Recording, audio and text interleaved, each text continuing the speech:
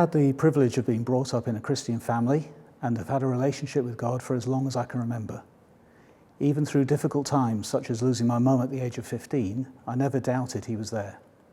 The problem was that I never felt very close to him and often thought other people must have a really intimate friendship with him from the way they spoke about it. I found myself getting frustrated with God because he didn't seem to want that sort of relationship with me. My conclusion was that I wasn't good enough and didn't deserve that type of love. But I never doubted that God was there, and since he was God, I could never consider giving up my faith.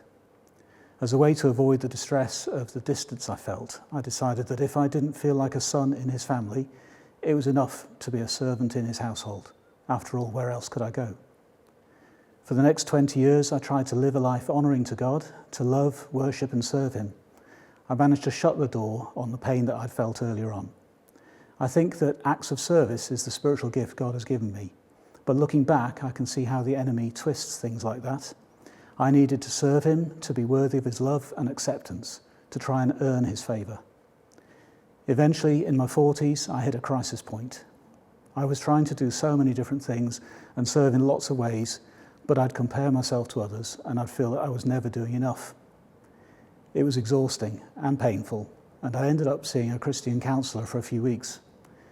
It was an amazing time because once I finally opened up the door to my pain, God started to bring healing, and the counsellor was just there to support the process.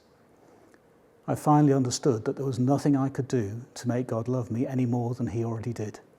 Equally, nothing I did wrong would make him love me any less.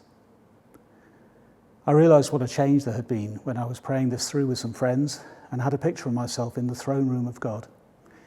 As usual, I was standing at the edge of the room, watching everyone else crowd around the throne, getting as close as they could.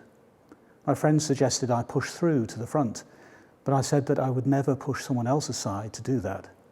But as soon as I said that, I saw people in front of me turn and invite me forwards, making a way for me to come close to God.